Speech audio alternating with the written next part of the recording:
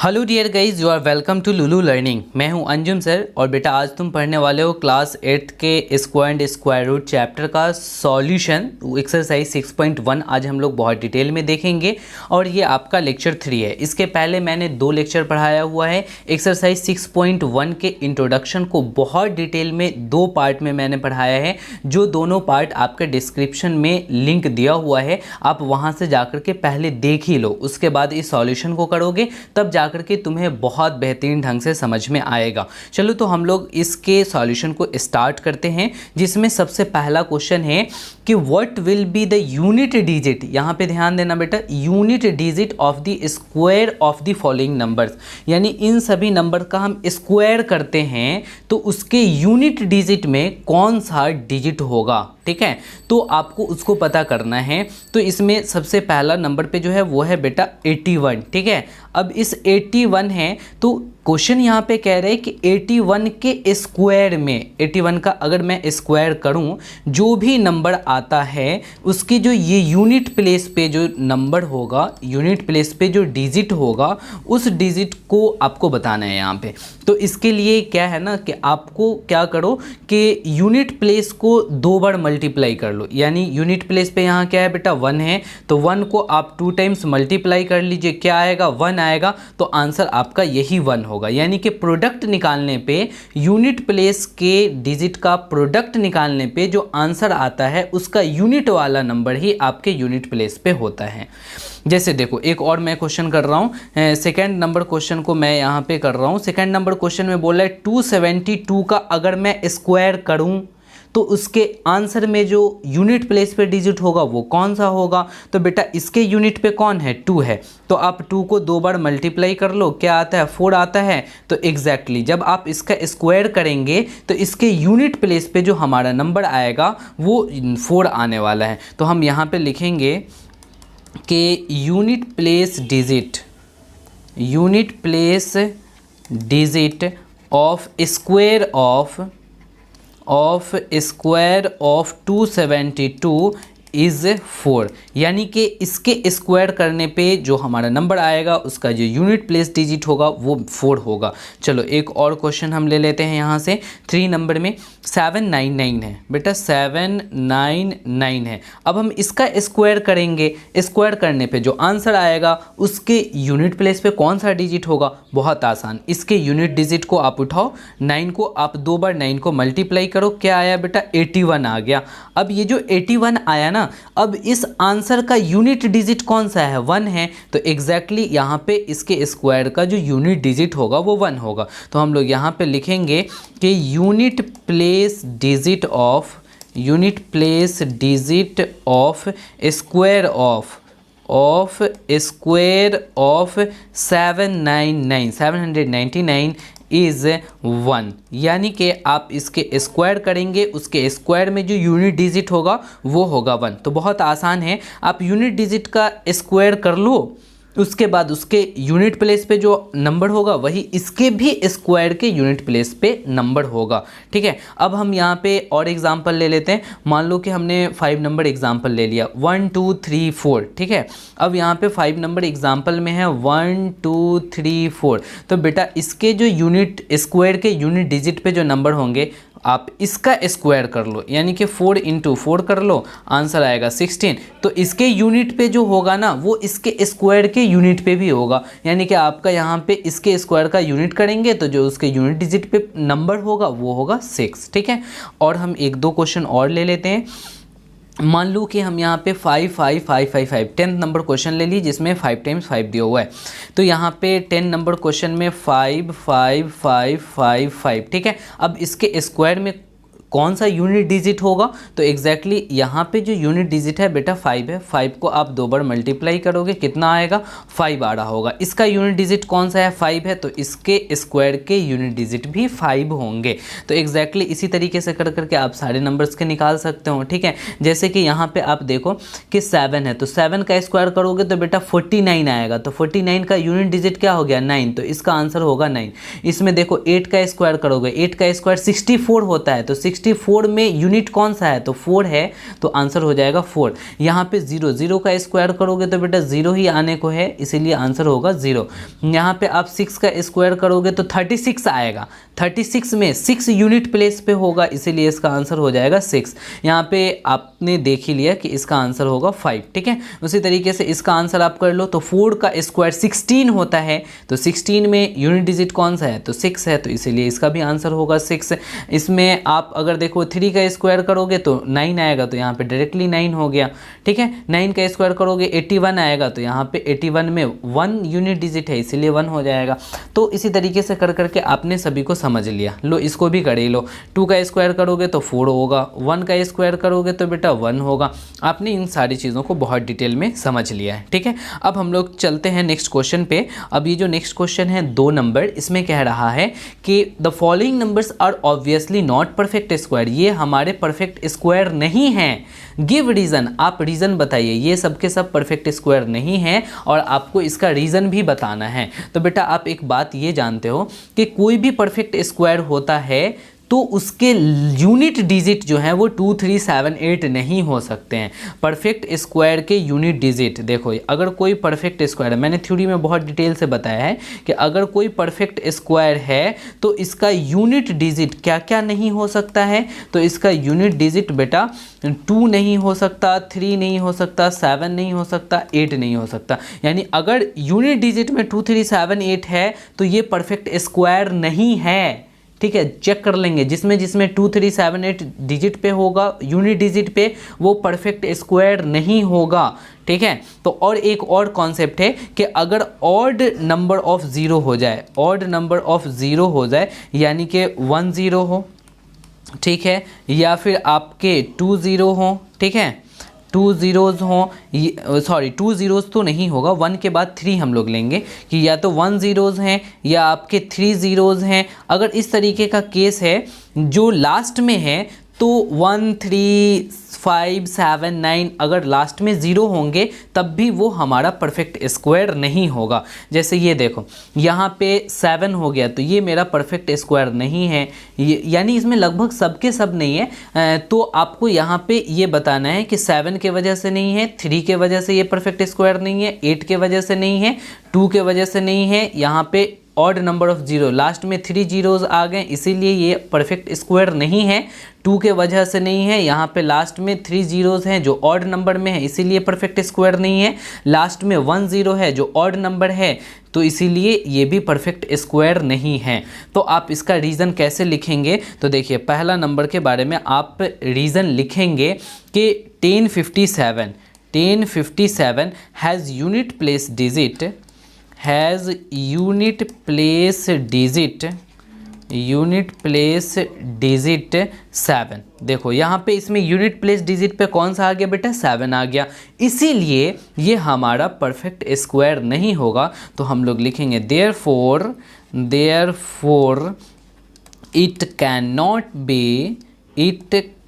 Not be a perfect square, ये हमारा perfect square नहीं है, ठीक है ना। आसान, बहुत आसान है। यानी जिसके लास्ट में 2 3 7 8 आएगा या ऑड नंबर ऑफ जीरोज होंगे वो परफेक्ट स्क्वायर नहीं होंगे। आप सब में रीज़न दे दीजिए, ठीक है। अब हम लोग चलते हैं नेक्स्ट नंबर 3 नंबर पे। The square of which of the following would be odd numbers, यानी मैं किसका स्क्वायर निकालूं जो ऑड नंबर आए। तो आपको पता है कि अगर ऑड नंबर का स्क्वायर निकालेंगे तो जो आंसर होगा वो ऑड ही होगा, और अगरचे हम इवन नंबर के स्क्वायर निकालते हैं जो आंसर होंगे वो हमारे इवन ही होंगे। यानी square of odd is odd and square of even is even. तो यहाँ पे आप देख लो ये ऑड नंबर है, इसका स्क्वायर ऑड हो जाएगा, ठीक है। ये इवन नंबर है तो इसका स्क्वायर इवन होगा, ये ऑड है स्क्वायर ऑड हो जाएगा, ये इवन नंबर है इसका स्क्वायर इवन हो जाएगा। यानी कि 431 एंड आपका आंसर हो जाएगा 7779। यानी स्क्वायर ऑफ 431, यहाँ पे आप लिख दो square of 431 and 7779 is an odd number, ये आपका ऑड नंबर हो जाएगा, ठीक है। तो आपका आंसर हो गया, आंसर 1 हो गया और आंसर 3 हो गया, ठीक है। चलो हम लोग नेक्स्ट क्वेश्चन पे चलते हैं। 4 नंबर में आपको पैटर्न ऑब्जर्व करना है बेटा, और पैटर्न ऑब्जर्व करने के बाद में आपको चीज़ों को यहाँ पे लिखना है। तो यहाँ पे एक चीज़ ध्यान दोगे कि यहाँ पे डबल 1 है तो डबल 1 आया है, लेकिन बीच में एक भी ज़ीरो नहीं है, तो यहाँ पे 2 और 1 के बीच में कोई ज़ीरो नहीं आया है। यहाँ डबल 1 है तो यहाँ भी शुरू और आखिरी में डबल 1 है, बट यहाँ पे एक ज़ीरो आया है तो यहाँ पे एक 2 भी आया है, और उन दोनों के बीच में सिंगल ज़ीरो है। यहाँ देखो लास्ट में 1 1 है तो यहाँ भी लास्ट में 1 1 है, ठीक है। और इस 1 2 के बीच में यहाँ डबल ज़ीरो है तो यहाँ भी बेटा ये डबल ज़ीरो है, दिखाई दे रहा है आपको, ठीक है। तो उसी तरीके से हम लोग आगे के पैटर्न को फॉलो कर करके और बढ़ जाएंगे। तो यहाँ पे आप देखिएगा, मैं थोड़ा सा कलर चेंज कर लेता हूँ ताकि तुम्हें दिखाई दे।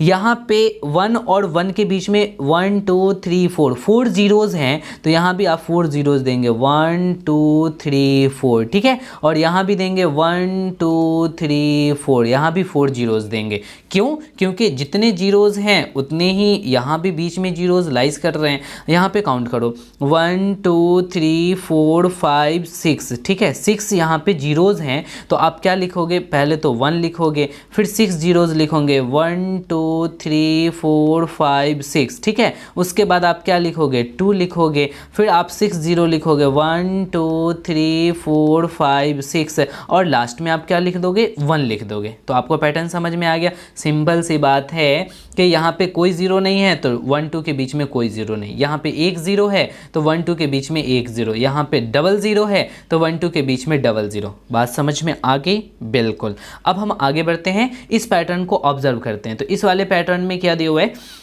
ध्यान से देखना। यहाँ पे 11 स्क्वायर 1 2 1 है, बट 101 स्क्वायर 10201 है। यहाँ पे आप ध्यान देंगे कि बीच में आपका सिंगल ज़ीरो है, तो 1 और 2 के बीच में सिंगल ज़ीरो आया है, जो पीछे वाला भी पैटर्न था। लेकिन यहाँ से पैटर्न चेंज हो रहा है, ध्यान दोगे। यहाँ पे 10101 है, तो यहाँ पे देखो 3 टाइम्स 1 आया है, इसीलिए 1 2 3 2 1, यानी कि 1 के बाद 2 हो रहा है, 2 के बाद 3 हो रहा है। 3 तक क्यों जा रहा है? क्योंकि 3 टाइम्स 1 आ रहा है, फिर डिसेंडिंग ऑर्डर में 3 के बाद 2 है, 2 के बाद 1 है। इसी तरीके से आप यहाँ पे देखो 1 और 1, यहाँ पे 2 टाइम्स 1 है, इसीलिए असेंडिंग ऑर्डर में 1 से 2 जाएगा, और फिर 2 के बाद ये घटना शुरू हो जाएगा, 2 के बाद 1 हो जाएगा। और ध्यान रहे कि सबके बीच में एक एक ज़ीरो आप डालते हुए बढ़ते हुए चले जाएंगे, ठीक है। तो चलो हम इस पैटर्न को कंप्लीट कर लेते हैं। ये वाला जो पैटर्न है बेटा, वो क्या है कि इसमें 1 काउंट करना पड़ेगा। जितने टाइम्स 1 होंगे उतने ही टाइम्स हमें असेंडिंग ऑर्डर में जाना पड़ेगा, फिर डिसेंडिंग ऑर्डर में जाना पड़ेगा। यहाँ पे 1 2 3 4 टाइम्स 1 है, इसका मतलब कि हमें यहाँ पे लिखना पड़ेगा 1 2 3 4, ठीक है। अब फिर हमें डिसेंडिंग ऑर्डर में जाना पड़ेगा। 4 से डिसेंडिंग में क्या हो जाएगा? 3, फिर होगा 2, फिर होगा 1। लेकिन इसके बीच बीच में आपको क्या करना पड़ेगा बेटा? हर एक के बीच में सिंगल ज़ीरो डालना पड़ेगा। यानी यहाँ पे ज़ीरो होगा, यहाँ ज़ीरो होगा, यहाँ ज़ीरो होगा, यहाँ ज़ीरो, यहाँ ज़ीरो, यहाँ ज़ीरो। लो भाई, आपका पैटर्न कंप्लीट हो चुका है। अब यहाँ पे देखो ये कितने असेंडिंग ऑर्डर में बढ़े, 1 2 3 4 5, फिर डिसेंडिंग हो रहा है, यानी कि 5 टाइम्स 1 होंगे। यहाँ पे 1 2 3 4 5, बेटा 5 टाइम्स 1 होंगे, और सबके बीच में सिंगल ज़ीरो होगा, 0 0 0 0, ठीक है। अब इसका स्क्वायर करने पे हमें ये आ रहा होगा। आपने पैटर्न अच्छे से समझ लिया? बिल्कुल। चलो अब हम लोग नेक्स्ट क्वेश्चन पे चलते हैं। ये आपका इम्पॉर्टेंट है, आप इस पे ध्यान से दिमाग लगाइए, और फिर दिमाग लगाने के बाद हमें आंसर बताइए, ठीक है। यहाँ पे देख बेटा, यहाँ पे आपको पैटर्न ध्यान दोगे तो पैटर्न इस तरीके से बन रहा है कि पहले दूसरे का मल्टीप्लिकेशन तीसरा आ रहा है। यहाँ पे देखो, पहले दूसरे को आप क्या कर रहे हो बेटा? मल्टीप्लाई कर रहे हो, तो इक्वल्स में क्या आ रहा है? 2 आ रहा है। जैसे 1 2 ज़ा 2, 2 3 ज़ा 6, 3 4 ज़ा 12, 4 5 ज़ा कितना आएगा बेटा, 4 5 जा 20 आएगा। तो एग्जैक्टली आपको क्या करना है, 4 5 जा यहाँ पे 20 लिख लेना है। तो यहाँ पे आप लिखोगे 20, ठीक है, 20 का स्क्वायर हो जाएगा। उसी तरीके से 5 से ठीक आगे क्या होगा, देखो यहाँ 2 से 1 आगे, 3 से 1 आगे, 4 से 1 आगे, तो 5 से 1 आगे बेटा 6 हो जाएगा। और आप चेक भी कर सकते हो 5 6 जा 30 हो रहा है, फिर 6 से 1 आगे बढ़ रहा है तो 7 हो रहा है, ठीक है। तो अब यहाँ पे 6 7 जा 42 आएगा, तो यहाँ पे आपको लिखना पड़ेगा 42 का स्क्वायर। इधर वाली सारी चीज़ें कंप्लीट हो गई। अब देखो ये वाला जो पैटर्न है ना, ये वाला पैटर्न कैसे आ रहा है, तो आप यहाँ पे ध्यान देंगे तो ये तो पहला दोनों को मल्टीप्लाई करने पे ये आ रहा है, ठीक है। अब यहाँ पे देखो इस वाले में आप एक ऐड कर रहे हो तो अगला आ रहा है, जैसे ये 2 है तो 3 हो गया, 1 ऐड करने पे 7 आ गया, 12 में 1 ऐड करने पे 13 आ गया, 1 ऐड करने पे 21, 1 ऐड करने पे 31, उसी तरीके से 1 ऐड करने पे क्या हो जाएगा बेटा, यहाँ पे 43 हो जाएगा। तो लो भाई, आपने ये वाले पैटर्न को भी बहुत बेहतरीन ढंग से देख लिया। अब यहाँ पे वही चीज़ें दिखी कि कैसे आपको पैटर्न फाइंड करना है, यहाँ भी आपको दिमाग लगाना था, ठीक है। अब हम लोग आगे बढ़ते हैं। विदाउट एडिंग फाइंड द सम, यानी कि इसको बिना ऐड किए हुए आपको यहाँ पे सम बताना है, ठीक है। तो अब एक चीज़ ध्यान दो कि आप तो ऐसे कहो 1 + 3 4, 4 + 5 9, ऐसे आगे नहीं बढ़ना है। आप यहाँ पे ध्यान दो कि ये ऑड नंबर्स हैं, सभी के सभी ऑड नंबर्स हैं, और वो भी कॉन्जिक्यूटिव ऑड नंबर्स हैं, यानी लगातार के ऑड नंबर्स हैं, और वो भी शुरुआत से ऑड नंबर है, 1 से शुरू हुआ है और बीच में एक भी नंबर स्किप नहीं है ऑड नंबर का, और ये 9 तक लिखा हुआ है। तो आप एक कॉन्सेप्ट जानते हो बेटा, और वो कॉन्सेप्ट क्या जानते हो कि sum of first N odd numbers, sum of first N odd numbers is N square, वो आपका क्या हो जाएगा, एन स्क्वायर हो जाएगा। यानी यहाँ पे कहने का मतलब ये है कि पहले 5 ऑड नंबर को करोगे ऐड तो उसका आंसर 5 स्क्वायर होगा, पहले 10 ऑड नंबर्स को आप ऐड करोगे तो आंसर 10 स्क्वायर होगा। तो ये देखो, तो आप यहाँ पे ध्यान दो कि आप 1 2 3 4 5 पहले 5 ऑड नंबर्स को ऐड कर रहे हो तो इसका आंसर होगा 5 स्क्वायर, यानी कि आप 25 लिख सकते हो, ठीक है। उसी तरीके से आप यहाँ पे काउंट करो 1 2 3 4 5 6 7 8 9 10, एग्जैक्टली 10 ऑड नंबर्स को आप ऐड कर रहे हो, वो भी शुरुआत के 10 ऑड नंबर्स हैं और वो भी लगातार के 10 ऑड नंबर्स हैं। तो इसकी वैल्यू क्या होगी, तो 10 ऑड नंबर्स हैं, इसीलिए इसकी आंसर हो जाएगी 10 स्क्वायर। और 10 स्क्वायर कितना होता है बेटा, 100 होता है, यानी कि इसको ऐड करने पे 100 आएगा। आप ऐड करके भी देख सकते हो, ठीक है। अब हम लोग लास्ट वाले क्वेश्चन में चलते हैं, जो 3rd नंबर है। इसमें कह रहा है 1 2 3 4 5 6 7 8 9 10 11 12, यस 12 शुरुआत के ऑड नंबर हैं, तो इसको ऐड करने पे बेटा 12 स्क्वायर आंसर आएगा, और 12 स्क्वायर की आंसर होती है बेटा 144। तो ये हो गया आपका आंसर, ठीक है, समझ में आ गया। तो आप इस कॉन्सेप्ट पे आप आगे बढ़ गए हैं और सभी के सभी आंसर आपने क्या किया है बेटा, निकाल लिया है। अब हम लोग चलते हैं नेक्स्ट क्वेश्चन पे। 8 नंबर में कह रहा है कि express 49 as the sum of 7 odd numbers. Exactly यहाँ पे देखो 1 नंबर 49 को आप लिख सकते हो बेटा 7 स्क्वायर, यानी कि आपको ऐड नंबर ऑड नंबर्स के सम में आपको रिप्रेजेंट करना है। तो ऑड नंबर्स का सम कैसे रिप्रेजेंट करोगे, तो यहाँ पे देख लो, आप इसको ऐसे लिख सकते हो, इस 49 को 1 + 3 + 5 + 7 + 9 + 11 + 13, ठीक है। आप देखो यहाँ पे 7 ऑड नंबर्स को ऐड कर दिए, 7 का स्क्वायर आ जाएगा जो 49 हो गया, तो ऑड नंबर्स के सम में ऐड हो गया। सेकंड नंबर हम देखते हैं, सेकंड नंबर में बोल रहा है 121, तो बेटा 121 किसका स्क्वायर होता है, तो 11 का स्क्वायर होता है, यानी शुरुआत के 11 ऑड नंबर्स को सम करना पड़ेगा। यानी आप इसको ऐसे कर सकते हो 1 + 3 + 5 + 7 + 9 + 11 + 13 + 15 + 17 + 19 + 21 + 23। आई थिंक कि एक ज़्यादा हो गया, तो एक ज़्यादा हो गया तो हम इसको बैक कर लेते हैं। देखो ना यहाँ पे काउंट कर लो 1 2 3 4 5 6 7 8 9 10 11, यस 11 शुरुआत के ऑड नंबर्स को आप जब ऐड करते हैं तो वो 11 का स्क्वायर आंसर आता है जो 121 हो जाएगा। 8 नंबर क्लियर है, राइट। चलो आगे बढ़ते हैं। यहाँ 9 नंबर क्वेश्चन आप देखेंगे तो इस वाले क्वेश्चन में कह रहा है कि how many numbers lies between squares of the following numbers. बेटा इसको अच्छे से समझने की ज़रूरत है। इसको क्या कह रहा है कि 12 के स्क्वायर एंड 13 के स्क्वायर के बीच में कितने सारे नंबर्स होंगे। 12 का स्क्वायर कहने का मतलब कि 144 और 13 का स्क्वायर कहने का मतलब कि 169। तो 144 और 169 के बीच में कितने सारे नंबर्स होंगे, ये चीज़ आपको फाइंड करने के लिए कह रहा है। तो इसके लिए आपको मैंने लास्ट वाले जो लेक्चर इंट्रोडक्शन मैंने बताया था उसमें मैंने आपको ये बताया था कि बेटा आपको 12 स्क्वायर और 13 स्क्वायर के बीच में कितने सारे नंबर्स आ रहे हैं। तो छोटे वाले को आप n मान लो, ये छोटे वाले से एक ज़्यादा है ना, तो एग्जैक्टली आप इस n में क्या करो, एक ऐड कर दो। तो अब इन दोनों के स्क्वायर के बीच में जो नंबर्स होंगे ना, कितने सारे नंबर्स हैं, तो इसकी जो वैल्यू होगी बेटा वो हो जाएगी आपको 2n नंबर्स। यानी कि इसके बीच में जो नंबर्स होंगे वो 2n नंबर्स होंगे, यानी n का दुगुना होगा।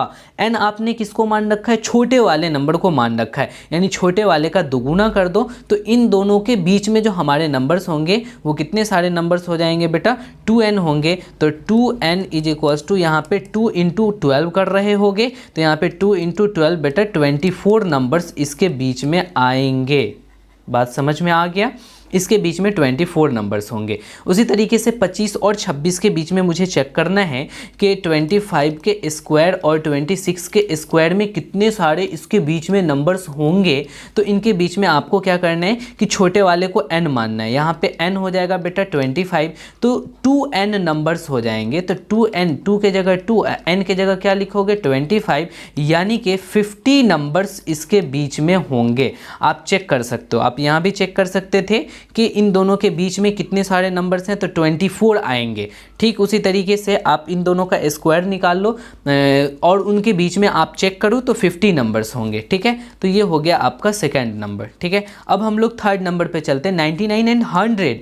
तो थर्ड नंबर जो यहाँ पे क्वेश्चन है वो कह रहा है कि 99 का स्क्वायर एंड 100 का स्क्वायर, इन दोनों के बीच में कितने सारे होंगे। तो छोटे वाले को आपको n मान लेना है और जो आपका आंसर होगा वो 2n नंबर्स हो जाएगा। तो 2 इंटू 99 के जगह n के जगह आप 99 लिखेंगे और जब इस दोनों को मल्टीप्लाई करेंगे तो बेटा 198 नंबर्स आएंगे। ठीक है, आपने अच्छे से समझ लिया कि दो कॉन्जिक्यूटिव स्क्वायर के बीच में कितने सारे नंबर्स होते हैं, तो 2n नंबर्स होते हैं। n छोटे वाले नंबर को हम लोग मान करके चलते हैं। तो यहाँ तक की जो चीज़ें थी वो क्लियर हो चुकी हैं। आपकी ये एक्सरसाइज के सभी क्वेश्चंस को मैंने थ्रू आउट अच्छे से सॉल्व कर दिया है। अब आपका काम है कि इसको बार बार प्रैक्टिस करना और प्रैक्टिस कर करके अपने जहन में इन बातों को उतार लेना और कॉन्सेप्ट क्लियर रखना है। ठीक है, अब इसके बाद हम आपको एक्सरसाइज 6.2 के इंट्रोडक्शन पार्ट को लेकर के आ रहे होंगे और उसमें बहुत नई सारी चीज़ों को सीखना है, जैसे कि किसी भी नंबर्स के स्क्वायर्स को देखना है, पाइथागोरियन ट्रिपलेट्स वगैरह को देखना है जो बहुत इंपॉर्टेंट होते हैं आपके पूरे के पूरे सिलेबस के रिगार्डिंग, जिसकी यूजेस आगे बहुत ज़्यादा है। तो इन सारी चीज़ों को मैं नेक्स्ट लेक्चर में देख रहे होंगे। तो आज की क्लास यहीं तक आप लोगों की, फिर हम आपको नेक्स्ट लेक्चर में नई चीज़ों को शुरुआत करते हुए मिलेंगे। ठीक है, आज यहीं तक रहने देते हैं। Okay, bye.